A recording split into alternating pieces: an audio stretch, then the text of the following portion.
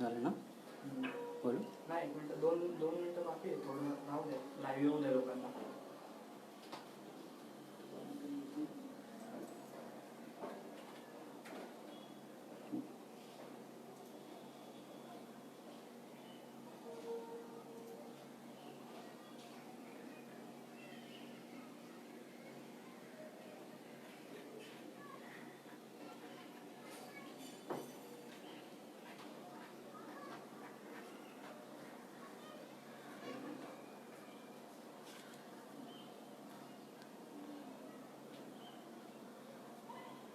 Watching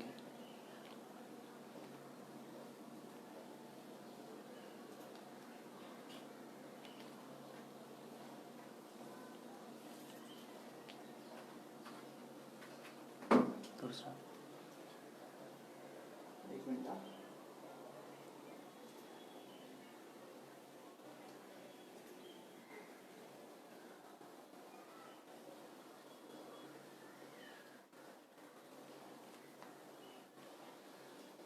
welcome sir.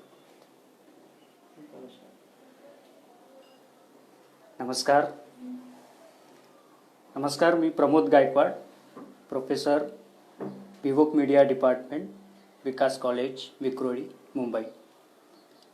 Facebook लाईव्हच्या या आजच्या व्याख्यानाचा विषय आहे career on TV and film production. याआधी जीवनदीप एज्युकेशन सोसायटीचे, गोवेली कला वाणिज्य महाविद्यालयाचे प्राचार्य डॉक्टर कोरे सर, अध्यक्ष रवींद्र घोडविंदे सर, उपप्राचार्य सोष्टे सर आणि माझे परममित्र डॉक्टर राहुल तोर सर यांचे मी आभार मानतो की त्यांनी मला ही संधी दिली. फेसबुक लाईव्ह व्याख्यानमालेचे हे पुष्प गुंफताना मला अत्यानंद होत आहे. आपल्या सर्वांना माहितीच आहे की सध्या करोना संकटामुळे, करोना आणीबाणीमुळे विद्यार्थी, शिक्षक, पालक, सर्व कर्मचारी वर्ग आणि प्रत्येक माणसाला लॉकडाऊनमध्ये राहावं लागतं आहे. परंतु क्रिएटिव्हिटी जी असते, सर्जनशीलता, ज्यामध्ये प्रत्येकाला आपलं बेस्ट देण्याचा प्रयत्न आहे आणि डिजिटल मीडियाच्या माध्यमातून हा रोजच होताना दिसतोय. तर माझा परिचय देण्याआधी मला सांगावंसं वाटतं की माझे फेसबुक फ्रेंड्स बरेचसे पत्रकार विद्यार्थी आहेत, पत्रकार मित्र आहेत. परंतु आजचा विषय जो आहे तो हा मनोरंजन विश्वाशी निगडीत आहे. एंटरटेनमेंट इंडस्ट्रीमध्ये काय करिअर ऑपॉर्च्युनिटीज आहेत याच्याबद्दल इंटरेस्ट असणं, जिज्ञासा असणं आणि आकर्षण असणं महत्त्वाचं आहे. तर मी प्रमोद गायकवाड, माझं नेटसेट MPhil झालेलं आहे मास कम्युनिकेशन अँड जर्नलिझममध्ये आणि 10-12 वर्षाचा मला अनुभव आहे मीडिया इंडस्ट्रीमध्ये. तसंच BMM कॉलेजेसमध्ये लेक्चरशिपचा. माझे 4 पुस्तकं प्रकाशित झालेले आहेत, त्याला ISBN नंबरसुद्धा आहे. तर विषयाची प्रस्तावना मी अशी सांगेल की सगळ्यांना पत्रकारिता, जनसंपर्क, जाहिरात संस्था माहीत असतात, मार्केटिंग एजन्सी माहीत असतात, इव्हेंट मॅनेजमेंट इन्स्टिट्यूट्स माहीत असतात. परंतु एंटरटेनमेंट इंडस्ट्रीमध्ये आपल्याला काय एज्युकेशनल आणि करिअर स्कोप आहे याबद्दल मुळातच काही माहिती नसते. पण TV आणि फिल्मच्या माध्यमातून आपण आपलं मनोरंजन हे करून घेत असतो, पण करिअरसाठी आपण त्याला कधी पाहिलेलं नसतं. तर नेम, फेम, पब्लिसिटी, प्रेस्टीज अशा बऱ्याचशा मृगजळ पाठी ह्या मनोरंजन क्षेत्राची वाटचाल असते.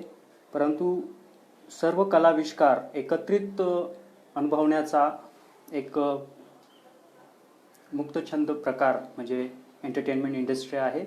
त्यामुळे सर्वात प्रथम विषयाला सुरुवात करताना मला सांगावंसं वाटतं की आपल्याला जर स्वप्न बघायची इच्छा असेल, स्वप्न आपल्याला आपली झोप उडवत असेल आणि स्वप्नांचा पाठलाग करण्याची आपल्यामध्ये जर तयारी असेल तर सिनेमाला आपण सपनों की दुनिया असं म्हणतो. त्यामुळे वेअर ड्रीम्स गेट विंग्स या पद्धतीने आपण आपल्या स्वप्नांना पंख आणि फिनिक्ससारख्या पक्षाची गगनभरारी घेण्याची गरज असते.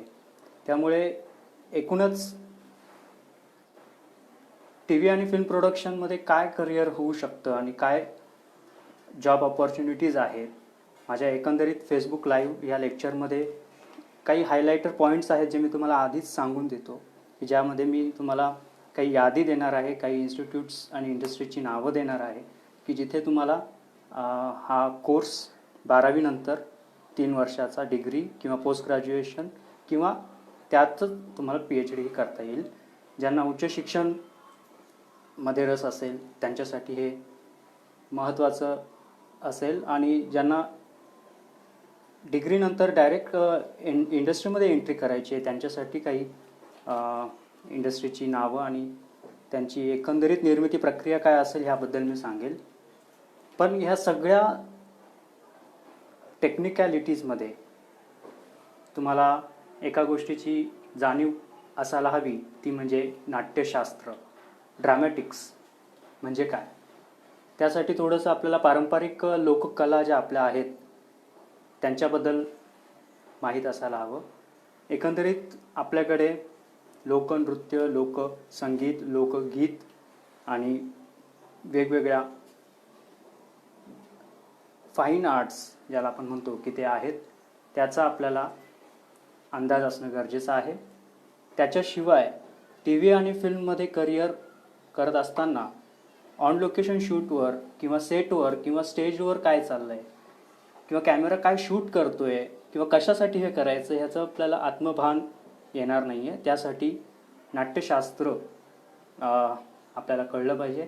आपल्या सगळ्यांनी पाहिलंच असेल, नाट्यगृहामध्ये नाटकं पाहिले असतील, संगीत नाटकं पाहिले असतील किंवा जुन्या काळी टुरिंग टॉकीज असायचे की जिथे जत्रेमध्ये तंबू ठोकून तिथे सिनेमा दाखवले जायचे.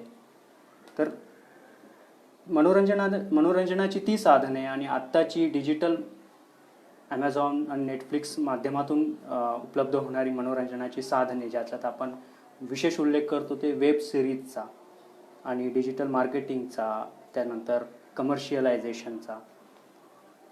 तर लोकल टू ग्लोबल कन्सेप्ट जी आहे की ज्याच्यात आपल्याला आपलं स्थानिक मनोरंजन मूल्य हे जागतिक पटलावर सुद्धा नेता येतं. परंतु सगळ्यात महत्त्वाची गोष्ट आहे की ते निर्माण कसं करायची, त्याची क्रिएटिव्ह मेथड काय आहे. तर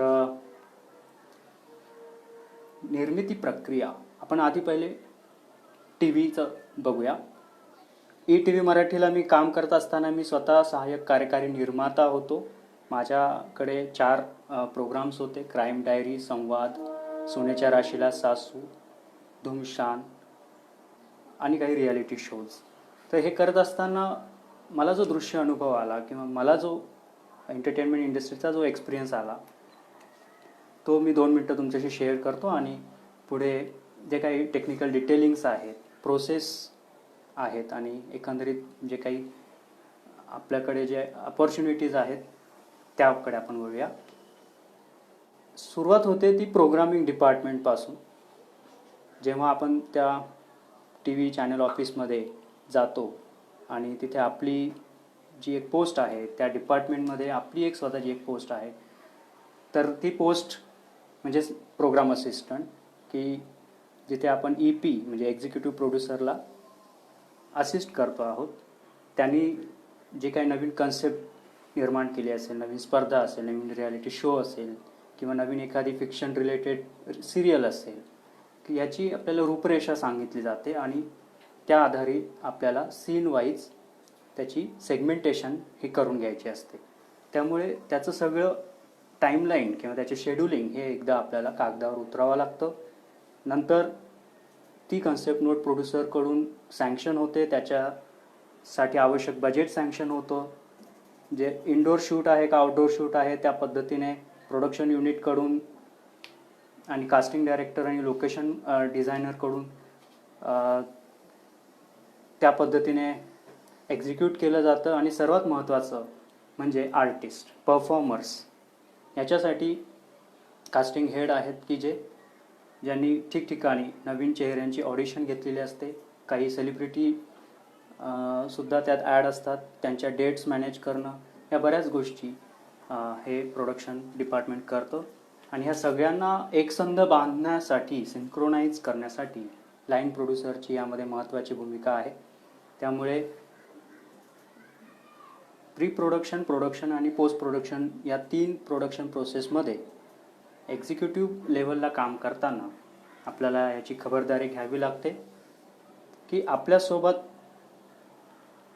तेवढ्याच ताकदीचे आणि महत्त्वाचे डिपार्टमेंट्स आणि एक्झिक्युटिव्ह ऑफिसर्सच्या कॉन्टॅक्टमध्ये आपल्याला यावं लागतं की ज्यामध्ये animators, camera operator, cinematographer, documentarian, lighting designer, music director, परफॉर्मर्समध्ये actor, announcer, host, narrator, VO artist, sound editor, mixer, interior designer, video editing, promo editor, fashion designer, researcher, HR department, त्यानंतर art director, casting director, graphic designer, VFX artist, अशा वेगवेगळ्या लेवलला वेगवेगळी माणसं एकाच प्रोडक्टसाठी काम करत असतात की ज्यामध्ये एखाद्यानी सीन लिहिले, त्या रायटरपासून शेवटच्या पब्लिसिटी डिझायनरपर्यंत आपल्याला आपलं एक प्रोडक्ट जे अर्ध्या तासाचं असेल किंवा 1 तासाचं असेल, ते सिरियल किंवा ते रियालिटी शो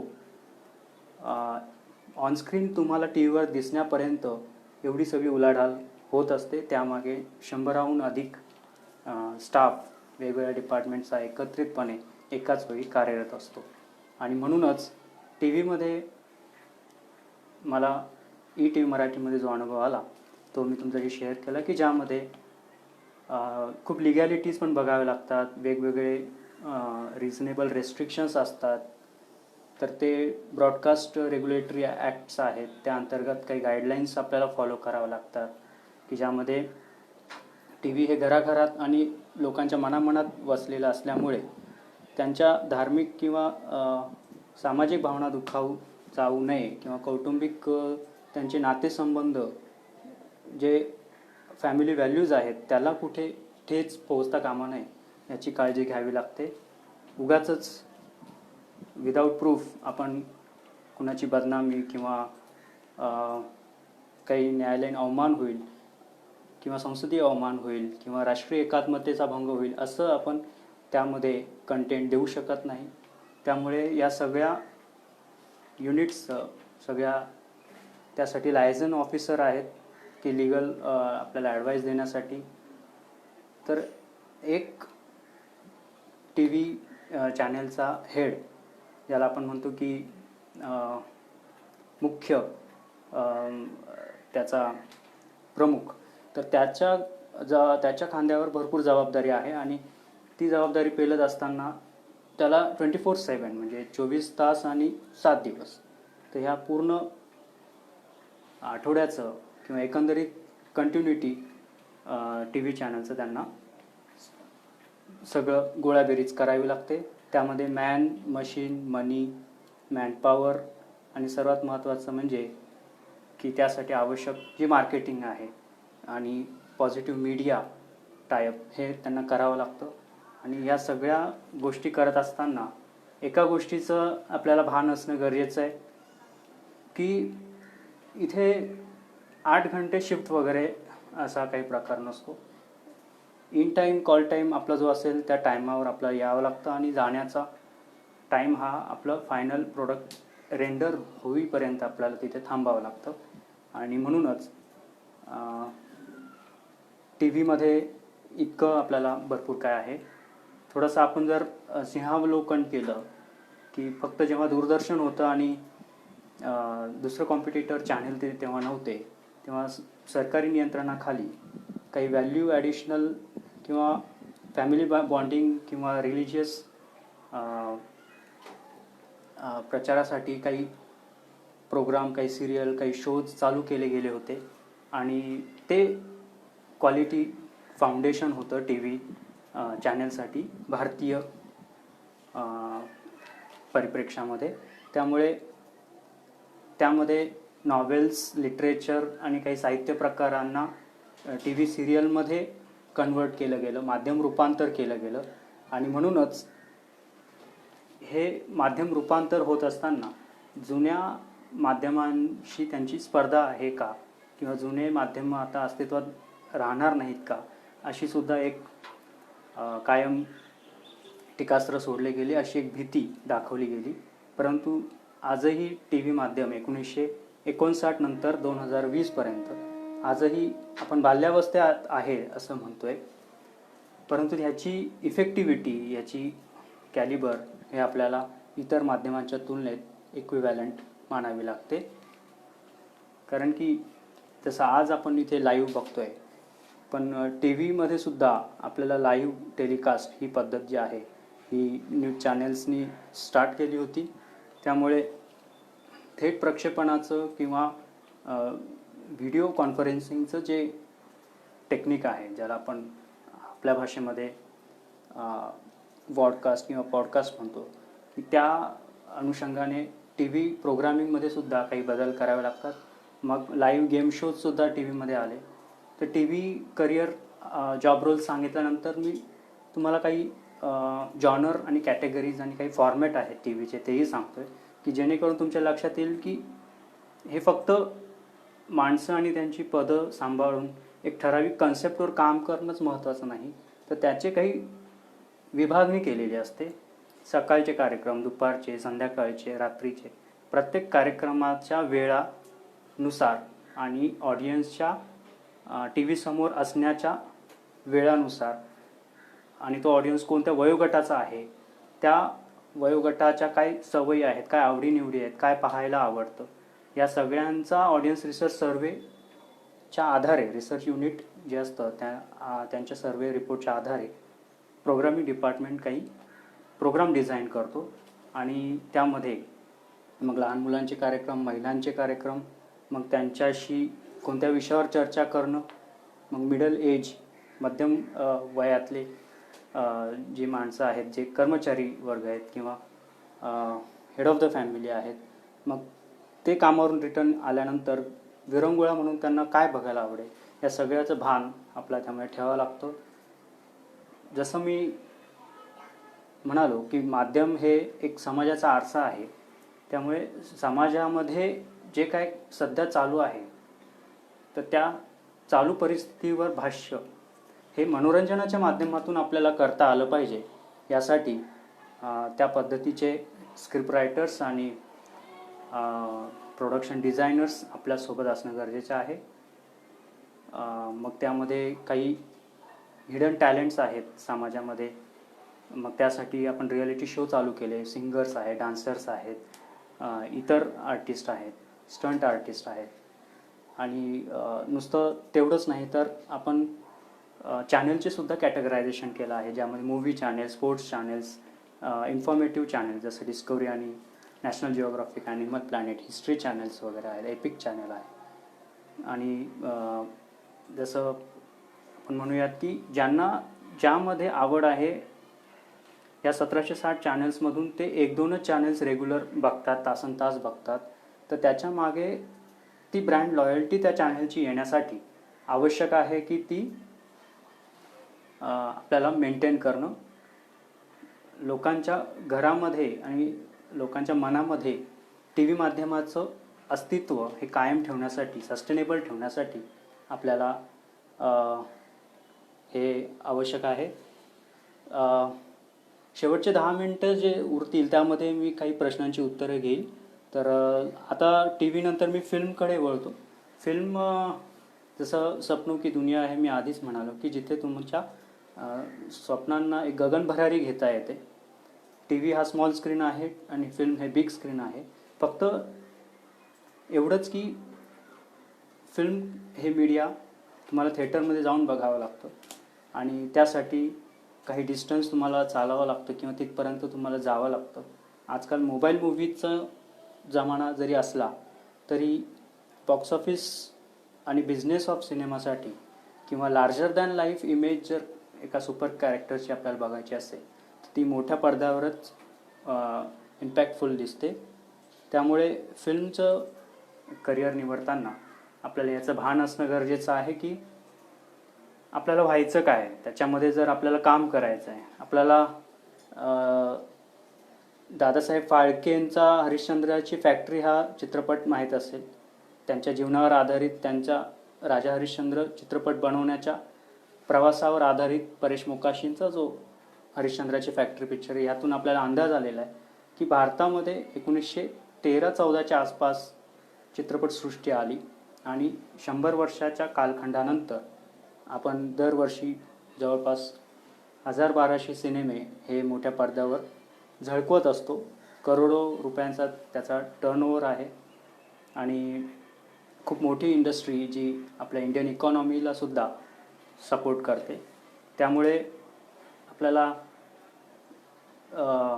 एक गोष्ट समजून घ्यायला लागेल की नेमकी फिल्ममध्ये एंटर करण्यासाठी बेकायदेशीर मार्ग निवडण्यापेक्षा एकदम स्टेप बाय स्टेप ट्रेनिंग घेऊन, एज्युकेशन घेऊन आणि पॉझिटिव्ह कॉन्टॅक्ट्सनी, पॉझिटिव्ह त्याच्या डायरेक्शनने जर गेलं तर फिल्मसारखं मोठं एंटरटेनमेंट मीडियासुद्धा आपल्या आयुष्याला नवी कलाटणी देऊ शकते. तर काय जॉब रोल्स आहेत यामध्ये सुद्धा तेही मी तुम्हाला सांगतो की ज्यामध्ये सर्वात महत्त्वाचं आपल्याला माहिती आहे की डायरेक्टर, जो कॅप्टन ऑफ द शिप आहे. मग हा डायरेक्टर झालेला असतो का? नाही. तर त्यांनी सुद्धा 12-13 वर्ष फिल्म इंडस्ट्रीमध्ये असिस्टंट डायरेक्टर लेवलला काम केलेलं असतं आणि जर बॅनर मोठा असेल आणि युनिट मोठं असेल, फिल्मचा ग्राफ मोठा असेल तर तो असिस्टंट डायरेक्टरचा लेवलसुद्धा असते. तर आपण कुठल्या लेवलला असिस्टंट डायरेक्टर होतो याचंसुद्धा आपल्याला प्रत्यक्षदर्शी अनुभव येऊ शकतो. त्यामुळे एका डायरेक्टरला सिनेमाची भाषा आणि स्वतःचं डायरेक्टर विजन असणं खूप गरजेचं आहे आणि त्यासाठीच नागराज मंजुळे फेमस आहेत, संजय लीला भन्साळी फेमस आहेत, फेमस आहेत, महेश भट किंवा असे बरेचसे खूप एमिनंट दिग्दर्शक त्यासाठी फेमस आहेत की त्यांनी त्यांची स्वतःची एक चित्रदृष्टी त्यांच्या डायरेक्टर्स चेअर्समधून लोकांपुढे आणली. आणि त्यासाठी कोणते एज्युकेशनल इन्स्टिट्यूट्स तुम्हाला कोर्सेस ऑफर करतात ते तर मी सांगेलच, पण त्याआधी जॉब रोल्स फिल्म इंडस्ट्रीमध्ये काय काय आहेत याचा मी तुम्हाला एक अंदाज सांगतो. जसं मी सांगितलं, डायरेक्टर आहे, असिस्टंट डायरेक्टर आहे, कास्टिंग डायरेक्टर आहे, रेकी फाइंडर किंवा लोकेशन फाइंडर आहे, त्यानंतर लाईन प्रोड्युसर आहे, production manager, production assistant, camera operator, DOP सर्वात महत्त्वाचं, कारण की TV आणि फिल्ममध्ये दृश्य अवतार किंवा दृश्य निर्माण करण्याचं महत्त्वाचं काम हे कॅमेरामॅनचं असतं, ज्याला टेक्निकल लँग्वेजमध्ये डिरेक्टर ऑफ फोटोग्राफी DOP असं संबोधतात. त्यानंतर जसं मी म्हणालो की 3 स्टेजेस आहेत, प्री प्रोडक्शन, प्रोडक्शन आणि पोस्ट प्रोडक्शन. तर त्या प्रत्येक स्टेजमध्ये तुम्हाला conceptualiser, researcher, writer, screenplay writer, dialogue writer आणि live action director. Live action director नंतर तुम्हाला सेट डिझायनर आहे, नंतर ग्राफिक डिझायनर, एडिटर आहेत आणि सर्वात महत्त्वाचं म्हणजे पब्लिसिटी डिझायनर की प्रमोशन कॅम्पेनसाठी त्यांची आपल्याला गरज लागते. कारण की प्रोडक्शन कॉस्ट आणि प्रमोशन कॉस्ट हे कुठल्याही पिक्चरच्या सक्सेसचं एक मूलमंत्र आहे. एक आर्थिक त्याची सुविधा ही जर आपल्याला करता आली तर आपल्याला मातीचं पण सोनं म्हणून विकता येतो. अन्यथा जर प्रॉपर प्रमोशन जर त्याचं झालं नाही तर चांगलं प्रॉडक्ट असतानाही त्या सोन्याची माती होऊ शकते. अशी बरीचशी उदाहरणं फिल्म इंडस्ट्रीमध्ये आहेत. त्यामुळे एकंदरीत बऱ्याच गोष्टी आहेत की जसं मी म्हणालो की TV मध्ये काही परफॉर्मर आहेत आणि फिल्ममध्ये जे परफॉर्मर आहेत, जे ऑनस्क्रीन आपल्याला दिसतात, आपल्याला त्यांचीच भुरळ असते. जास्त करून सेलिब्रिटी जे आहेत की stars, superstar, super duper stars आपण त्यांना म्हणतो, पण ते आर्टिस्ट ह्या सगळ्या प्रोडक्शन प्रोसेसमध्ये एक दुय्यम भूमिका बजावतात. कारण की प्राथमिक भूमिका ही ह्या सगळ्या टेक्निकल क्रूची आहे. मग ते कॅमेरा, लाईट्स आणि ॲक्शन डायरेक्टरपासून तुमच्या शेवटच्या स्पॉट बॉयपर्यंतसुद्धा, की त्यांच्या प्रत्येक कामामुळेच प्रॉडक्टचं प्रोडक्शन होणार आहे. अन्यथा नाट्यगृहामध्ये जसं स्टेज आहे आणि स्टेजवरचे कलाकार 3 तास नाटक करतायत, मग त्याची गरज वेगळी आहे, त्या माध्यमाची गरज वेगळी आहे. तर टी व्ही आणि फिल्ममध्ये करिअर करताना आपल्याला दोन्ही माध्यमाच्या स्वॉट ॲनालिसिस करणं गरजेचं आहे. ते नाही कळलं तर नुसतं स्टोरी टेलिंग मेथड्स असून चालत नाही किंवा नुसतं परफॉर्मिंग आर्ट असून चालत नाही. त्याला प्रॉपर टेक्निकल फिनिशिंग देण्याचं काम हे दोन्ही माध्यम करत असतात. त्यामुळे जसं म्हणालो की आर्टिस्ट तर आहेच, पण त्याच्यासोबत डबिंग आर्टिस्ट आहे, मिमिक्री आर्टिस्ट आहे, सिंगर आहेत, स्टंट ॲक्शन हिरो आहेत, त्यानंतर व्हॉइस ओव्हर आर्टिस्ट आहेत, नरेटर्स असतात आणि ह्यांचीसुद्धा महत्त्वाची भूमिका ही असते. लिप मुवमेंट सिंक्रोनाइज करून प्लेबॅक सिंगिंग जशी होते तशीच ऑन लोकेशन शूटवर जे काही डायलॉगबाजी झाली आहे ती पोस्ट एडिटमध्ये आपल्याला ती डबिंगमध्ये करून घ्यावी लागते. आणि त्यासाठीच टी व्ही आणि फिल्म या दोन्ही क्षेत्रामध्ये करिअर करताना ह्याचं भान ठेवावं लागतं की दिसतं तसंच असतं, परंतु जे दिसतंय ते आणखीन सुंदर दिसण्यासाठी आपल्याला काय आणखीन टेक्निकल ब्युटी त्यामध्ये आणता येईल हे पोस्ट एडिटमध्ये आपल्याला बघावं लागतं. तर फायनल कट प्रो आणि प्रीमियर सॉफ्टवेअरमध्ये आपल्याकडे बऱ्याचशा फिल्म्स बनतात आणि त्यासाठी आवश्यक क्रोमा स्टुडिओसुद्धा मुंबईमध्ये भरपूर उपलब्ध आहे. फिल्म सिटीज आहेत, नंतर वेगवेगळे छोटे मोठे स्टुडिओ आहेत, मोठमोठ्या ॲक्टर डिरेक्टर्सचे आर्ट डायरेक्टर्सचे आपापले स्टुडिओ आहेत आणि त्यातूनही त्यांची कमाई होते. आणि त्यासाठी मोठमोठे प्रोडक्शन हाऊसेस, यशराज बॅनरसारखं प्रोडक्शन हाऊस किंवा धर्मा प्रोडक्शन करण जोहरचं किंवा रेड चिलीज आहे शाहरुख खानचं, की ह्या सगळ्यांचं आपापलं प्रोडक्शन हाऊस आहे. अजय देवगणचं VFX स्टुडिओ आहे आणि बऱ्याच लोकांचं ह्या बऱ्याच वर्षानंतर त्यांनी ते अफोर्ड करू शकले.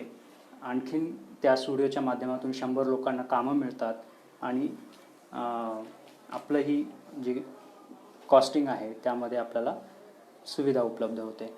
तर ज्यांना पत्रकारिता ज्यांची झाली आहे आणि पत्रकारिता सांभाळून जर आपल्याला टी व्ही आणि फिल्मसाठी काही करायचं असेल, कारण की बरेचसे माझे फेसबुक फ्रेंड्स आणि मला जे आता लाईव्ह बघतायत तर हे बरेचसे त्या क्षेत्रातले असल्यामुळे त्यांच्यासाठी एवढंच सांगू शकतो की जेव्हा आपण जर्नलिझममध्ये जातो तेव्हा आपल्याला पहिलं पीठ हे एंटरटेनमेंटचंच देतात. त्यामुळे एंटरटेनमेंटमध्येच इंटरेस्ट असेल तरीही आपण न्यूजपेपर किंवा न्यूज चॅनल्स किंवा न्यूज वेबसाईट्समध्ये बऱ्याचशा सेलिब्रिटी इंटरव्ह्यूज घेऊ शकतो, ऑन लोकेशन शूटवर जाऊ शकतो, ते रिपोर्टिंग करू शकतो.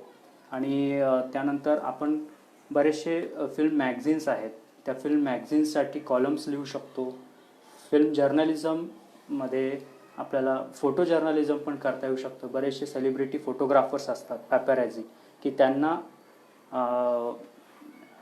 अशा पद्धतीने मॉडेल फोटोग्राफी किंवा ह्या on location shoot photography, aerial photography अशा गोष्टींमध्ये रस असतो आणि त्याला ते टी व्ही किंवा फिल्म रिलेटेड कॅनव्हास देतात.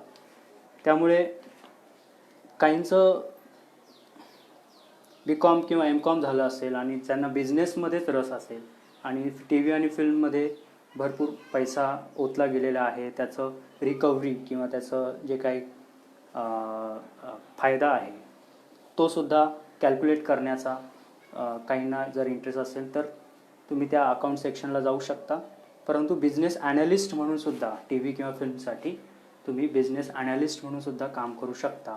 आणि फिल्म क्रिटिक जसं मी म्हणालो की चित्रपट समीक्षकसुद्धा आजकाल त्यांना पण डिमांड आहे की वेगवेगळ्या फिल्म फेस्टिवल्समध्ये किंवा फिल्म रिव्ह्यू रायटर्सची गरज आहे की त्यांना फिल्म बघितल्यानंतर काही स्पेस किंवा काही टाईम हा चॅनलने किंवा पेपरने दिला आहे की तुम्ही त्या फिल्मचं ॲनालिसिस करा किंवा रिव्ह्यू करा. त्यामुळे इतकी संधी चालून आली आहे की आपापल्या इंटरेस्ट आणि आपापल्या डायरेक्शननुसार आपण त्यामध्ये जाऊ शकतो. तर मुख्य रिक्रुटर्स ज्याला आपण म्हणतो की टी व्ही आणि फिल्ममध्ये जॉब देणारे असे कोण संस्था आहेत, कोणत्या कोणत्या संस्था आहेत, तर जसं मी म्हणालो की काही मल्टीनॅशनल कंपनीज आहेत. कारण की आपले सध्या मल्टीनॅशनल कंपनीज ज्याला आपण म्हणतो की मल्टी प्रोडक्शन हाऊसेस आहेत, की फक्त बॉलिवूड नाही तर हॉलिवूडशी सुद्धा आपलं कनेक्शन आहे. किंवा नुसतं टी व्ही क्षेत्रामध्ये सुद्धा आजकालचे बरेचसे फॉरेन टी व्ही चॅनल्सनी आपल्या भाषेमध्ये काही चॅनल्स महाराष्ट्रात किंवा देशामध्ये आणलेले आहेत. तर ह्या सगळ्यांची इक्वल प्रॉफिट शेअरनुसार काही कॉन्ट्रॅक्ट साईन झालेले असतात. तर MNCच्या व्हिडिओ मीडिया प्रोडक्शन्समध्ये सुद्धा तुम्ही जाऊ शकता. फिल्म सिटी आहे, फिल्म प्रोडक्शन हाऊसेस आहेत, ॲनिमेशन आणि VFX स्टुडिओ आहेत.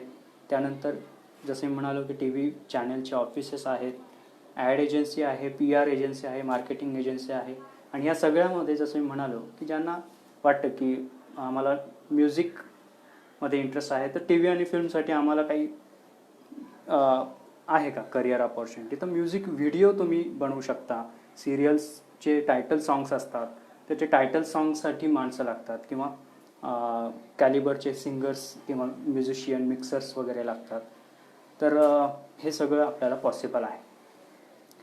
तर मला असं वाटतं की टी व्ही आणि फिल्मच्या जॉब ऑपॉर्च्युनिटीजमध्ये हा माझा जो लेखाजोखा मी मांडला आहे, वेगवेगळे माणसं ज्या पोस्टवर कार्यरत राहतात त्याबद्दल मी थोडं सांगितलं. आणि आता शैक्षणिक काय अभ्यासक्रम आहेत आणि कोणकोणत्या शिक्षण संस्था यासाठी काम करतात किंवा ते हा कोर्स ऑफर करतात, काही नावाजलेले काही शिक्षण संस्थांची मी इथे नावं घेऊ इच्छितो. काही विद्यापीठं आहेत, काही कॉलेजेस आहेत आणि त्या पर्टिक्युलर टी व्ही फिल्म प्रोडक्शनचे काही नॉमनक्लेचर आहे की ते BA आहे का MA आहे का काय आहे. तर सर्वात महत्त्वाचं जसं मी म्हणेल की जर टी व्ही आणि फिल्ममध्ये करिअर करायचं आहे आणि आपलं नाणं खणखणीत करून घ्यायचं असेल, तर आपल्याला आपली व्हॅल्यू जर समजून घ्यायची असेल किंवा आपल्या इच्छेला करिअरचं स्वरूप द्यायचं असेल, तर त्याची एकंदरीत प्रॉपर ज्याला आपण म्हणूया की ट्रेनिंग ही आपल्याला इथून घेता येते. आणि हा प्रॅक्टिकल मीडिया कोर्स असल्यामुळे आपल्याला त्याचं भान असणं गरजेचं आहे की करस्पॉन्डन्स करून ते चालणार नाही किंवा नुसतं ऑनलाईनसुद्धा ते शिकून चालणार नाही. त्यासाठी रेग्युलर बेसिसवर तुम्हाला तिथे त्या इन्स्टिट्यूटमध्ये तो कोर्स करावा लागेल. 12वी नंतर 3 वर्षाचा डिग्री कोर्स आहे मुंबई विद्यापीठामध्ये की ज्याचं नाव आहे BA in film and TV and new media production. शॉर्टकटमध्ये BA इन FTNMP. तर BA इन FTNMP हा गेल्या 5 वर्षापासून खूप पॉप्युलर कोर्स हा मुंबई विद्यापीठाअंतर्गत वेगवेगळ्या कॉलेजेसमध्ये आणि प्रत्यक्ष विद्यापीठामध्ये सुद्धा अवेलेबल आहे. पुणे विद्यापीठामध्ये BVOC आणि MVOC in media production, digital media आणि व्हिडिओ प्रोडक्शन म्हणून हा उपलब्ध आहे. मी जिथे विक्रोळीमध्ये आहे विकास कॉलेजमध्ये, तिथे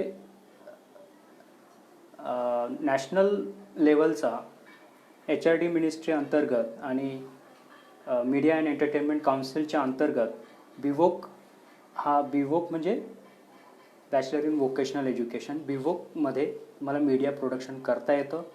तर विक्रोळीमध्ये 12वीच्या बेसवर मग ती कोणती स्ट्रीम असेल, आर्ट्स कॉमर्स सायन्स, तुम्हाला तिथे हा 3 वर्षाचा कोर्स करता येतो. यामध्ये थिअरी खूप कमी आहे आणि प्रॅक्टिकल जास्त आहे. तर मी तर म्हणेल 70% प्रॅक्टिकल आहे, याच्यात 30% थिअरी सब्जेक्ट्स असतील की तुम्हाला स्टुडिओ अवेलेबल आहे, तुम्हाला एडिटिंग रूम अवेलेबल आहे, तुम्हाला क्रोमा स्टुडिओ अवेलेबल आहे, कॅमेरा आहेत, लाईट्स आहेत आणि ह्या सगळ्या गोष्टींचा संसाधनांचा वापर करून तुम्ही तुमचं हिडन टॅलेंट त्यामध्ये एक्सपोज करू शकता. एमिनंट टीचर्स आहेत की त्या इंडस्ट्रीमध्ये भरपूर वर्ष काम केलेले. तर असे सिनेमॅटोग्राफर्स, डायरेक्टर्स, पोस्ट प्रोडक्शन एडिटर्स आणि साऊंड इंजिनियर्स वगैरे डायरेक्टर्स हे स्वतः शिक्षक म्हणून तिथे तुम्हाला शिकवायला येतात. तर प्रत्येक इन्स्टिट्यूट किंवा युनिव्हर्सिटीमध्ये ही एक जमेची बाजू असते की शिकवणारे कोण आहेत. नुसते विषय आणि त्याचा इन्फ्रास्ट्रक्चर बघून आजकाल लोक ॲडमिशन घेत नाहीत, तर शिक्षकांची कॅपॅबिलिटीज आणि प्रॅक्टिकल ओरिएंटेशन किती आहे ह्याकडे जास्त लक्ष असतं. तर सर्वात महत्त्वाचं म्हणजे तसं मी म्हणालो की BA in multimedia film art किंवा BA in MA in video production असे काही नॉमनक्लेचर्स आहेत की ज्यात तुम्हाला शिक्षण घेता येतं. पुणे विद्यापीठ आहे, लखनौ विद्यापीठ आहे, आंध्र प्रदेशमध्ये लोयोला कॉलेज आहे, तेजपूर विद्यापीठ आहे, सेंट ॲल्बर्ट्स कॉलेज आहे कोचीमध्ये आणि चित्रकूटमध्ये MGCGV येथे सुद्धा तुम्हाला हा कोर्स उपलब्ध आहे. ज्यांना मुंबई पुण्यामध्येच TV आणि फिल्ममध्ये जास्त करिअर करायचं आणि मग तिथेच शिक्षण घ्यायचं असेल त्यांच्यासाठी मी तुम्हाला सांगितलं. पण FTI जर मी नाही बोललो तर कदाचित हे एज्युकेशनल पॉईंट माझा कवर होणार नाही. तर film and television institute of India FTII हे पुण्याला आहे, लॉ कॉलेज रोडला, की जिथे तुम्हाला नसरुद्दीन शाह, अमिताभ बच्चन किंवा शत्रुघ्न सिन्हा असे मोठमोठे कलाकार, दिग्दर्शक तिथे शिकले आणि त्यांनी FTIचं नाव मोठं केलं आहे, स्वतःचं नाव मोठं केलं आहे. आणि जसं मी म्हणालो की पुण्यामध्ये ललित कला अकादमी आहे, तिथे सुद्धा तुम्हाला वेगवेगळ्या नाट्यशास्त्राशी निगडीत तुम्हाला त्यामध्ये अभ्यासक्रम उपलब्ध आहेत. तिथूनही तुम्ही तुमचं परफॉर्मन्स इम्प्रूव्ह करू शकता. मुंबईमध्ये पृथ्वी थिएटर आहे, काही प्रायव्हेट इन्स्टिट्यूट्स आहेत जसं मी म्हणालो whistling woods international, Subhash Ghai यांचं हे इन्स्टिट्यूट आहे.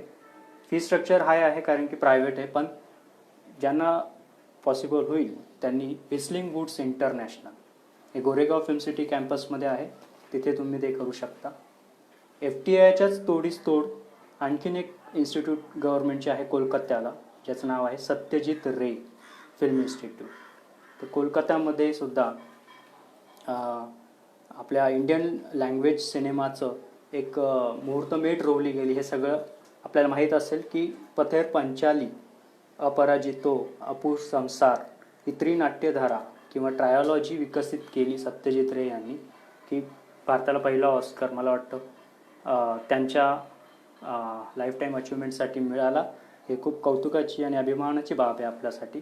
आणि फक्त हिंदी नाही तर भारतीय भाषिक सिनेमाला एक लोक चळवळ आणि एक फिल्म मुवमेंट मिळवून देण्याचं मोठं काम सत्यजित रे यांनी केलं, की त्यांच्याच नावाने पुढे एक film federation society of India हे चालू झाली. आणि त्या फिल्म सोसायटीचे वेगवेगळे कॉलेज आणि विद्यापीठ आजही मेंबर्स आहेत, की ज्याचं खूप महत्त्वाचं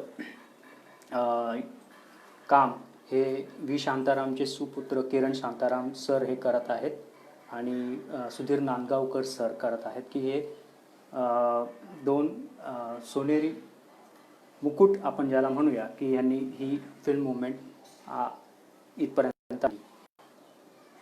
शोलेचे दिग्दर्शक JP सिप्पी यांचे सुपुत्र रमेश सिप्पी यांनी मुंबईमध्ये अंधेरीमध्ये एक अकॅडमी काढली आहे, की ती सुद्धा खूप पॉप्युलर आहे. Ramesh Sippy academy of cinema and entertainment RSACE. तर Ramesh Sippy academy of cinema and entertainment इथे तुम्ही तो कोर्स करू शकता. अनुपम खेर यांची सुद्धा एक इन्स्टिट्यूट आहे, ॲक्टिंग इन्स्टिट्यूट, ॲक्टर प्रिपेअर्स. तर ॲक्टर प्रिपेअर्ससाठी सुद्धा तुम्ही तिथे आपलं नशीब आजमावू शकता. कारण की ऑनस्क्रीन परफॉर्मन्स जितका महत्त्वाचा आहे तितकाच बिहाइंड स्क्रीन टेक्निकल ॲडजस्टमेंट महत्त्वाची आहे. तर ज्यांना इंटरेस्ट ज्यामध्ये जसा असेल त्यांनी त्या पद्धतीने तो कोर्स, स्पेशलायझेशन कोर्स निवडावा. मग तो ॲक्टिंगमध्ये असेल, म्युझिकमध्ये असेल, स्क्रीन प्ले रायटिंगमध्ये असेल, डायरेक्शन, सिनेमॅटोग्राफी असेल, साऊंड एडिटिंग असेल. इवन काही फॉरेन युनिव्हर्सिटीजची मी तुम्हाला नावं देतो, की ज्यामधून तुम्हाला लक्षात येईल की ॲब्रॉडमध्ये सुद्धा कोणत्या स्वरूपात फिल्मला एक पॅशन म्हणून पाहिलं जातं आणि आपण बरेचसे हॉलिवूड कॉपीज मूवीज आपण इंडियामध्ये आणलेले आहेत. वाईस वर्सा आपलेही बरेचसे मूवीज कॉपीज तिकडे गेलेले आहेत. त्यामुळे एक इन्स्पिरेशन किंवा एक ज्याला आपण म्हणतो की फिल्म हे इफेक्टिव्ह मीडिया कसं असलं पाहिजे किंवा टी व्हीसुद्धा. टी व्हीचं मी पुन्हा एकदा वळून सांगेल की कोणत्या इन्स्पिरेशननी आपण इंडियामध्ये कुठले टी व्ही प्रोग्राम्स आणले किंवा रियालिटी शोज आणले. त्याच्यासाठी वेगळं FB लाईव्ह लेक्चर घ्यावं लागेल, कारण की आपण कंटेंटकडे अजून वळलेलो नाही आहे. आपण पूर्ण त्याच्या जॉब रोल्स आणि एज्युकेशनल कोर्सेस आणि एकंदरीत प्राईम रिक्रुटर्स, त्याच्यानंतर वेगवेगळ्या काही ऑनलाईन डेटा रिसोर्सेस आहेत त्याच्याकडे मी लगेच वळेल आणि पुढच्या 5 मिनटामध्ये मी माझं संपवेल. पुढे तुमची प्रश्न पण मला घ्यायचे आहेत. त्यामुळे काही फॉरेन युनिव्हर्सिटींची नावं जी आहेत त्यामध्ये त्या कॅलिफोर्निया, त्यानंतर Columbia, New York film academy, Stanford, Pennsylvania, Boston, Texas, Miami, Los Angeles film school, की इथे MA, MFA म्हणजे fine arts, MCS communication studies किंवा MBA फिल्म स्टडीजमध्ये MBAसुद्धा तिथे केलं जातं. आणि जसं आपल्याला माहिती आहे की आपल्या क्वालिटी एनरिचमेंटसाठी आणि आपल्या अफोर्डेबिलिटीनुसार आपण जिथे जाऊ शकतो त्या नॅशनल किंवा इंटरनॅशनल इन्स्टिट्यूटमधून आपण प्रॉपर टी व्ही आणि फिल्मचं एज्युकेशन घेऊ शकतो. आणि या सगळ्यामध्ये सर्वात मोठं नाव जे सांगायचं राहून गेलं ते म्हणजे national school of drama NSD नवी दिल्ली, की सध्या वामन केंद्रे सर तिथे डीन आहेत, डायरेक्टर आहेत. आणि मुंबई विद्यापीठाचे ते काही वर्ष लोककला अकादमीचे ते संचालक राहिले. आता सध्या गणेशचंदन शिवे सर तिथे आहेत आणि तिथेही लोककला अकादमी आणि नाट्यशास्त्र विभागाअंतर्गत वेगवेगळ्या महाराष्ट्रात किंवा देशभर जितके विद्यापीठ आहेत, ड्रामॅटिक्स डिपार्टमेंट आणि मीडिया डिपार्टमेंट यांच्या संयुक्त विद्यमाने वेगवेगळे ड्रामा फेस्टिवल्स, एकांकिका स्पर्धा किंवा फिल्म फेस्टिवल्स आयोजित केले जातात की आपण त्याचा लाभ घेतला पाहिजे. पाण्यात उतरल्याशिवाय पोहता येत नाही असं जेव्हा आपण म्हणतो तेव्हा ह्या सगळ्या ॲक्टिव्हिटीज आपल्याला कराव्या लागतात, ज्यामध्ये काही यूट्यूबमध्ये काही लिंक्स आहेत. तिथे शॉर्ट फिल्म्स आपण नियमित पाहिले पाहिजेत, वेब सिरीज पाहिले पाहिजेत आणि काही जुने एपिसोड्स जे आहेत खूप आयकॉनिक असे एपिसोड्स ते आपण यूट्यूबवर पाहिले पाहिजेत. त्याकडे मी वळेलच, पण त्याआधी जसं मी म्हणालो की बऱ्याच जणांना क्षेत्र कोणतेही असो पण त्यामध्ये काही गव्हर्मेंट शिक्कामोर्तब मिळू शकतो का याकडे लोकांचं लक्ष असतं. त्यामुळे गव्हर्मेंट इन्स्टिट्यूट्स काय आहेत की जे पूर्ण फिल्म रिलेटेड आहे किंवा टी व्ही रिलेटेड आहे. तर त्यामध्ये दूरदर्शन आणि आकाशवाणीचं तर नाव आहेच, पण त्यासोबत फिल्म्स डिव्हिजन जे मुंबईला आहे की त्यांनी आता नुकतंच national museum of Indian cinema मोठी म्युझियम तिथे उभी केली आहे ग्रँट रोडच्या आसपास. आणि तिथे इंटरनॅशनल लेवलचे फिल्म फेस्टिवल तर होतातच, त्यासोबत ती म्युझियमसुद्धा एक मुख्य साक्षीदार आहे 100 वर्षाच्या आपल्या भारतीय चित्रपट प्रवासाची. त्यामुळे त्याच आसपास तुम्हाला सेन्सॉर बोर्डचं पण ऑफिस दिसेल. सेन्सॉर बोर्ड जसं मी म्हणालो आधीसुद्धा की कोणतंही मग ते ॲडव्हर्टाईज असेल म्हणजे जाहिरात असेल, ते एखादं तुमचं फिल्म असेल, डॉक्युमेंटरी असेल किंवा पब्लिक सर्व्हिस ॲडव्हर्टिजमेंट असेल, कोणत्याही व्हिडिओ प्रोडक्शनसाठी जो सिनेमॅटोग्राफ ॲक्ट लागू झालेला आहे तर त्या ॲक्टचा पूर्णपणे मॉनिटरिंग हे सेन्सॉर बोर्ड करत असतं. त्यामुळे सेन्सॉर बोर्ड ज्याला आणखीन एक मोठं नाव आहे ते म्हणजे central board of film certification CBFC. तर ते CBFCचे काही निकष आहेत की कुठले सीन का कट झाले, कुठला डायलॉग का कट झाला, त्याच्यामागे काय वादग्रस्त किंवा काय खटकण्यासारखं होतं, ऑब्जेक्शनेबल, याची सगळी त्यामध्ये फिल्टर पॉलिसी वापरली जाते. मग ती फिल्टर पॉलिसी काय आहे? तर सर्वात पहिलं आहे ते म्हणजे जसं मी म्हणालो की परराष्ट्राशी आपले जे मैत्रीपूर्ण संबंध आहे, friendly relation with foreign state, ते संबंध तुटता कामा नयेत किंवा ती इमेज प्रोजेक्शन जे आहे ती पॉझिटिव्ह असली पाहिजे. नॅशनल इंटिग्रिटी, मग नॅशनल इंटिग्रिटी किंवा राष्ट्रीय एकात्मता, युनिटी इन डायव्हर्सिटी, मग हे सुद्धा कन्सिडर केलं जातं की उगाचच आपण कुठले डिस्क्रिमिनेटिव्ह ग्राउंड्सच्या बेसिसवर काही माणसामध्ये सामाजिक भेदभाव निर्माण होणार नाही याची काळजी घ्यावी लागते. आणि मग पिक्चर रिलीज होण्याच्या काही दिवस आधी किंवा दरम्यानसुद्धा मग काही पोलीस बंदोबस्तात काही चित्रपट दाखवले जातात, कारण की त्यामध्ये सेन्सॉर बोर्डचे तसे निकष लावलेले असतात की पुढची अराजकता माजू नये यासाठी, काही हिंसक वळण त्याला लागू नये म्हणून, धार्मिक भावना दुखावल्या जाऊ नये किंवा खूपच अत्याधुनिक विचार मांडले जातात आणि ते ह्या समाजाच्या निरीक्षणामध्ये ह्या काळामध्ये ते लागू होत नाही, अशा बऱ्याचशा गोष्टी आहेत. तर त्यानंतर ऑब्सिनिटी, वल्गॅरिटी आहे की ते नसावी, त्याचं एकंदरीत जास्त ध्रुवीकरण किंवा पोलरायझेशन होता कामा नये, ओव्हर एक्झॅजरेशन टाळलं जावं जाहिरातीमध्ये, किंवा सत्य माहितीवर आधारित एखादी बायोपिक असेल, एखादी घटना असेल तर त्यामध्ये भरपूर सिनेमॅटिक लिबर्टी नसावी, अशा बऱ्याच गोष्टी असतात. आणि त्यासाठी बऱ्याचशा लिगॅलिटीज पण असतात, त्याकडे आपण जास्त जाणार नाही. पण NFDC आहे, NFAI आहे, जे FTIच्याच बाजूला आहे, national film archive of India, तिथेही जाऊन तुम्ही फिल्म प्रिझर्वेशन कसं होतं हे तुम्ही पाहायला पाहिजे.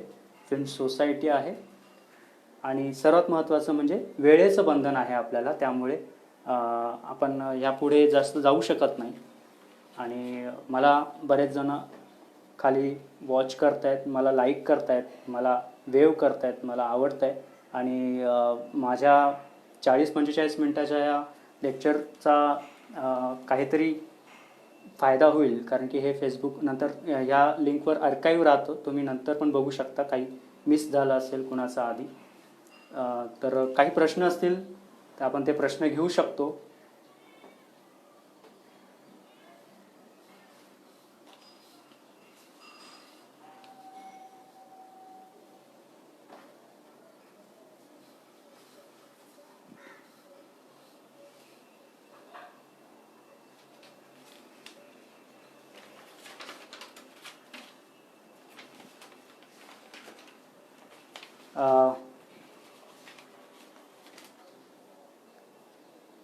बऱ्यापैकी सांगितलेलं सगळ्यांना समजलं आहे अशी मी आशा करतो, कारण की प्रश्न अजून काही आलेले नाही आहेत, त्यामुळे सगळ्या प्रश्नांची उत्तरं मिळाल्याचं एक मला आत्मिक समाधान आहे. सागर गायकवाड यांनी एक प्रश्न दिला आहे वाटतं की ग्राफिक हे कितीपर्यंत प्रभावी ठरते एखाद्या शॉर्ट फिल्मसाठी किंवा त्या मुख्य सीनमध्ये. तर हे सागर गायकवाड यांचं मी सर्वप्रथम स्वागत आणि आभार मानतो की त्यांनी वेळात वेळ काढून हे फेसबुक लाईव्ह माझं ऐकलं, पाहिलं, आणि प्रश्नांची जिज्ञासा, प्रश्न विचारण्याची जिज्ञासा ही खूप महत्त्वाची आहे. त्याचं मी कौतुक करतो आणि डायरेक्ट प्रश्नाचं उत्तर देण्याचा मी माझा विधायक प्रयत्न करतो. कदाचित चुकू शकतं, कारण की ग्राफिक डिझायनिंग हा माझा क्षेत्र नाही आहे. मी जास्त करून रायटिंग आणि प्रोग्राम एक्झिक्युशनमध्ये काम केलेलं आहे. त्यामुळे जेव्हा ग्राफिक डिपार्टमेंटकडे आम्ही आमचं एखादं ट्रान्झिशन इफेक्टसाठी काही मॅटर देतो, तेव्हा आम्ही काही त्यांना एक अपेक्षा सांगत असतो की आमचं प्रोग्राम किंवा आमची फिल्म जी आहे ती ह्या वळणावर जात आहे, आणि त्या वळणाला जात असताना त्या ग्राफिकल डिझायनिंगचा, त्या ट्रान्झिशन इफेक्टचा किंवा त्या एडिटिंग फॉर्मॅटिंगचा एक चपखल वापर तिथं झाला पाहिजे. उगाचच जम्पकट्स नकोत म्हणून ते ग्राफिक डिझायनिंगचा तो वापर आहे. आणि ज्याला आपण म्हणतो की जसं शृंगार रस आपल्याला माहिती आहे, नवरसामधला एक महत्त्वाचा शृंगार रस आपल्याला माहिती आहे, तर वेगवेगळे नवरसातल्या प्रत्येक रसाचं रसग्रहण हे ग्राफिकली सुद्धा केलं जातं. म्हणून तर ती सिरियल किंवा ती रियालिटी शो किंवा त्याचं प्रेझेंटेशन ज्या पद्धतीने अपेक्षित आहे त्या पद्धतीचं ग्राफिक हा एक सेपरेट डिझायनिंग कोर्स आहे. किंवा मॅक असेल, त्यातून तुम्हाला ॲनिमेशन ग्राफिक्स पण घेता येते आणि मूव्हिंग इमेजेस घेता येतात. पण त्या सगळ्या ॲस्थेटिक्समध्ये मला जायचं नाही आहे. मला फक्त एवढंच म्हणायचं की कलर असोसिएशन्स, त्याचं टेक्स्टिंग, त्याचं मूव्हिंग आणि त्याचं सर्वात महत्त्वाचं म्हणजे ट्रान्झिशन सीन टू सीन, एका सीनमधून दुसऱ्या सीनमध्ये जायला, हे प्रभावीपणे आणण्याचं महत्त्वाचं काम हे ग्राफिक्स डिपार्टमेंटकडे जातं की त्यांनी त्या पद्धतीने खूप ॲडव्हान्स टेक्निकल कोर्स केलेले असतात आणि प्रत्येकाचं आपापलं, जसं मी म्हणालो की स्वॉट ॲनालिसिस आहे ते आपल्या डिपार्टमेंट्समध्ये सीमित आहे. त्यामुळे आपल्याला डिपेंड राहावं लागतं दुसऱ्या डिपार्टमेंटनी, त्यांनी त्या पद्धतीने बेस्ट देण्याचं. आणखीन एक प्रश्न, what is the required quality for best अँकर इन न्यूज चॅनल? राहुल सोनुले. माफ करा पण हे आपलं एंटरटेनमेंट मीडियामध्ये करिअर अपॉर्च्युनिटीज याबद्दल आपला हा पूर्ण FB लाईव्ह चालू आहे. पण 10 वर्षाचा न्यूज एक्सपिरियन्स असल्यामुळे आणि आजकाल अँकर हे TV शोजला पण लागतात, रियालिटी शोजचं अँकरिंग करायला पण लागतात किंवा जसं मी म्हणालो की फिल्ममध्ये पण काही सीन असतात की ज्यामध्ये TV जर्नलिस्ट अँकरिंग करतोय. काही इव्हेंट्स ऑर्गनाईज केले जातात, अवॉर्ड फंक्शन्स वगैरे, फिल्म फेस्टिवलचे अँकरिंग करायला तुम्हाला संधी आहे. पण तुमचा मूळ प्रश्न हा फक्त न्यूज चॅनलमध्ये अँकरिंगच्या काय क्वालिटी असायला हव्यात याबद्दल आहे. तर मी तर म्हणेल की अँकर्सच्या ज्याला म्हणतो की डायलॉग डिलिव्हरी किंवा जे काही आपल्याला बोलायचं आहे ते किती स्पष्टपणे आपल्याला बोलता येईल, त्याचा पेस, त्याचा स्पीड मेंटेन करणं, त्या जे आपण बोलतोय त्या एक्सप्रेसिव्हने आलं पाहिजे चेहऱ्यावर. नाही तर सुखाची बातमी ती दुःखात सांगून चालणार नाही आणि दुःखाची बातमी सुखात सांगून चालणार नाही. तर याचंही आपल्याला एक भावविश्व माहीत असणं गरजेचं आहे. आणि मला वाटतं की अँकरिंग स्किल्सवर तुम्हाला यूट्यूबवर अनेक असे व्हिडिओज मिळतील. स्वतः न्यूज चॅनलचे काही अँकर्स न्यूज चॅनल्समध्ये अँकरिंग करतात, त्याचं प्रॅक्टिकल ओरिएंटेशन तुम्हाला TV मध्ये बघता येऊ शकतं. अन्यथा काही लोकल केबल TV मध्ये तुम्ही काम करून स्वतः अँकरिंगची प्रॅक्टिस करू शकता. अँकर्सनी स्वतःची एक इमेज, एक स्वतःची अँकरिंग स्टाईल डेव्हलप केलेली असते. जसे दूरदर्शनचे अँकर होते प्रदीप भिडे, नंतर झी 24 तासचे होते भूषण करंदीकर आणि आजच्या TV9 मराठीमध्ये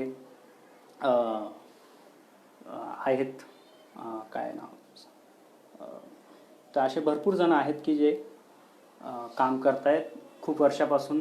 आता करोना न्यूज सध्या चालू आहेत तर तासनतास नवीन चेहरेसुद्धा अँकरिंग करतायत.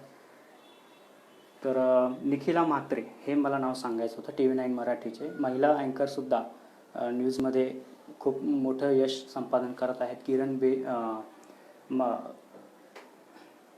बरका दत्त सारखे अँकर आहेत NDTV इंडियामध्ये. तर असे भरपूर जण आहेत की जे काम करतायत आणि त्यांना त्याचे पुरस्कार मिळत आहेत. पण विषयाला धरून जर विचारलं तर बरं होईल.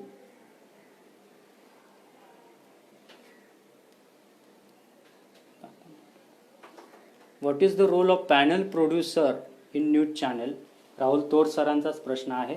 तर मला वाटतं राहुल तोर सर, पॅनल प्रोड्युसर आपलेच मित्र विजय हिवरे हे झी 24 तासमध्ये 10 वर्षापासून काम करतायत. त्यांना तुम्ही FB लाईव्हवर बोलवलं तर सेपरेट सेशन होऊ शकतं. पॅनल प्रोड्युसरमध्ये जेवढे काही मिक्सिंग युनिट्स आहेत, ऑडिओ व्हिज्युअल मॅचिंग असेल, क्रोमा कट्स असेल किंवा कलर क्लॅरिटी असेल, कलर करेक्शन असेल, RGB ज्याला आपण म्हणतो की 3 कलर 4 कलर, त्याचं सिंक्रोनायझेशन, ह्या सगळ्या पद्धतीने आणि ते टायमावर 7 सेकंदाच्या त्या स्पीडमधून आपल्याला ऑन एअर देणं आणि मल्टी कॅमेरा सेटअप असल्यामुळे वेगवेगळ्या ब्युरो चीफमधून जे काही इन्फॉर्मेशन इनपुट सेक्शनला येतात तर त्या सगळ्याचं एक कोॲलिशन करून आपल्याला काही बुलेटिन्स बनवायचे असतात. तर बुलेटिन प्रोड्युसर्सच्या संगनमताने आपल्याला पॅनल प्रोड्युसरकडून हे टेक्निकल ब्रॉडकास्ट होताना दिसतं. त्यामुळे मला वाटतं ज्ञानदा चा एक काही प्रश्न आहे. तर कुठे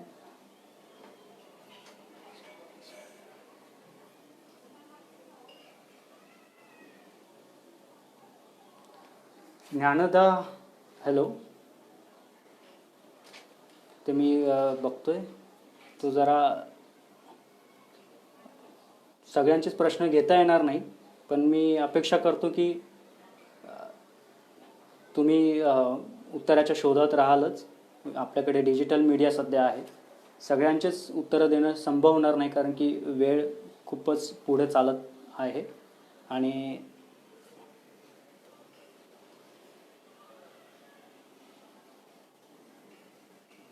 हे झालं.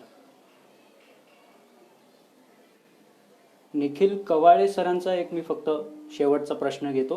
What is the quality required for producer, असा तो प्रश्न आहे. निखिल जी तुम्ही आता सध्या असाल, ऐकत असाल, तर माझ्या समजप्रमाणे प्रोड्युसर हा तुम्हाला निर्माता असा अपेक्षित आहे. तर सिरियल किंवा फिल्मचा असेल तर जसं म्हणालो की आर्थिक व्यवहार शेवटी त्याला सांभाळायचे आहेत, कारण की त्याचा पैसा ओतलेला असतो आणि त्याला त्याचे डबल ट्रिपल बेनिफिट अपेक्षित असतो.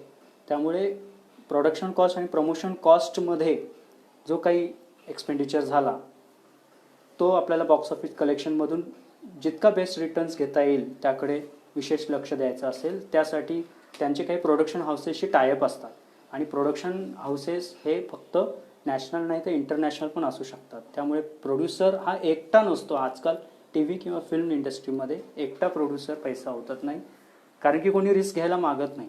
सेलिब्रिटी असेल तरीही पिक्चर फ्लॉप होऊ शकतो, आणि नवीन चेहरे असेल सैराटसारखे तरी पिक्चर सुपर डुपर हिट होऊ शकतो. त्यामुळे हा सगळा गॅम्बलिंग आहे. तर आपल्याला ती गॅम्बलिंग जमते तरच त्या प्रोड्युसरने पैसा होतावा, अन्यथा आपल्याला मल्टी प्रोडक्शन हाऊसशी टायअप करून आपलं काही कॉन्ट्रो तिथे देता येऊ शकतं.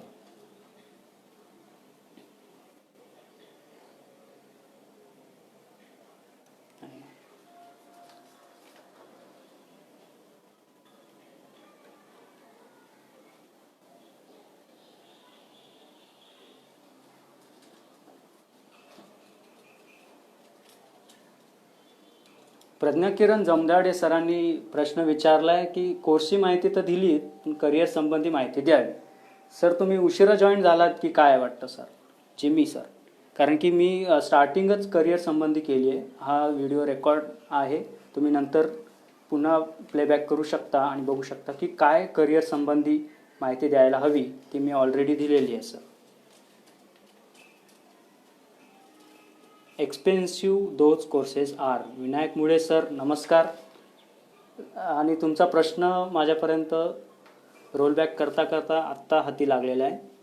तर how expensive those courses are, असा तुमचा प्रश्न आहे. आपलं बिवोक मीडियाचं तर तुम्हाला माहिती आहेच, तुम्ही विकास कॉलेजमध्ये आहात उपप्राचार्य. 20,000 बिवोकची फी आहे 1 वर्षाची. पण दुसऱ्या इन्स्टिट्यूटमध्ये जसं मी म्हणालो की विस्लिंग वूड्समध्ये सर 1 लाख रुपये फी आहे. आणि त्याच अनुषंगाने जर FTIमध्ये जर गेलात तर तिथे कदाचित गव्हर्नमेंटचं इन्स्टिट्यूट असल्यामुळे आणि 6-6 महिन्याचे कोर्सेस ते असतात सेमिस्टर वाईज, 20,000 त्याची फी आहे. अधिकृत ॲडिशन काय झालं असेल फी स्ट्रक्चरमध्ये तर तुम्हाला त्यांच्या ऑफिशियल वेबसाईटमध्ये जावं लागेल. पण फॉरेन युनिव्हर्सिटीमध्ये जर तुम्हाला कोर्स करायचे असतील तर ते अफोर्डेबल असेल त्या हिशोबाने आपण ते करू शकतो, कारण की तिथे स्टे आणि त्यांचं बाकी इन्फ्रास्ट्रक्चरची सुद्धा मेंटेनन्स चार्जेस आहेत. ते सगळं धरून ट्युशन फी 2 लाखाच्या आसपास पर इयर जाईल. YouTube short film is profitable. Pallavi Damle, Pooja Oak. Madam नमस्कार. हाच पॉईंट माझा राहिला होता.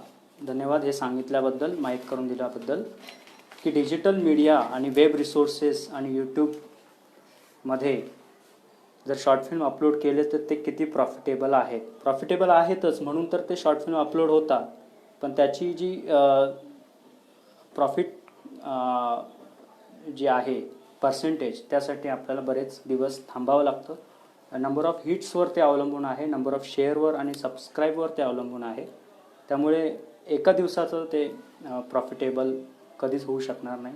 शॉर्ट फिल्म हे यूट्यूबला अपलोड होण्याआधी मी तुम्हाला सजेस्ट करेल की तुम्ही ते फिल्म फेस्टिवलला पाठवावं आणि नॅशनल इंटरनॅशनल अक्लेम तुम्हाला शॉर्ट फिल्मसाठी मिळालं तर त्या शॉर्ट फिल्मला नंतर यूट्यूबला अपलोड केलं तर तुम्हाला एक वेटेज मिळतं की हे already award winning short film आहे.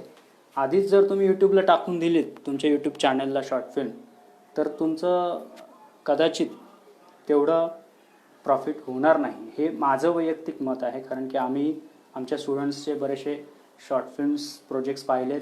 यूट्यूबला अपलोड करण्याची सगळ्यांना घाई असते आणि त्यासाठी मी तर सजेस्ट करेल की आधी वेगवेगळ्या फिल्म फेस्टिवल असतात. तुम्ही एक सर्च गुगलला केलं तर हजारो फिल्म फेस्टिवल्स दर महिन्याला चालू असतात आणि तिथे तुम्ही तुमचे शॉर्ट फिल्म्स पाठवा. नागराज मंजुळे सरांनी पिस्तुल्या नावाचा एक शॉर्ट फिल्म बनवला होता आणि त्यानंतरच आज एवढं मोठं नाव नागराज मंजुळेचं आहे. पण त्यामागे 10 वर्षापूर्वी बनवलेली शॉर्ट फिल्म पिस्तुल्या आणि त्या काही गोष्टी ज्या आहेत ते आपल्याला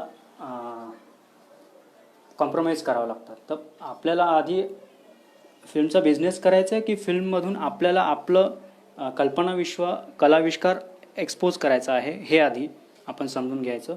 दोघांचा बॅलन्स कलात्मकता आणि आर्थिक दृष्टिकोन हा सगळा बॅलन्स करण्याचीच तर ही कला आहे.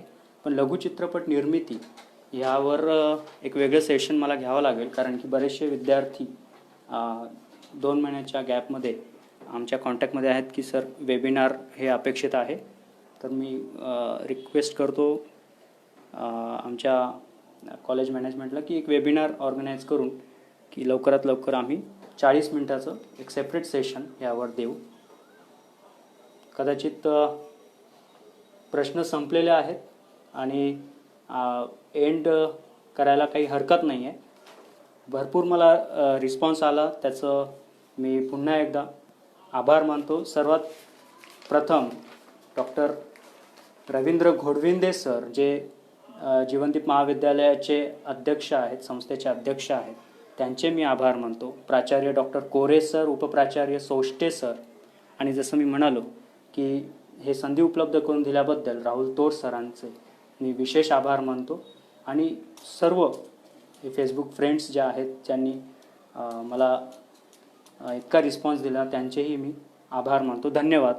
आणि विशेष आभार आणखीन टेक्निकल सेटअप मला हे सगळं अवेलेबल करून दिल्यामुळे माझा SST कॉलेजचा विद्यार्थी अक्षय बैसाने आणि त्यांनी टेक्निकल सपोर्ट दिल्याबद्दल मला सहकार्य केल्याबद्दल त्याचेही मी आभार मानतो. धन्यवाद. थँक्यू. नमस्कार.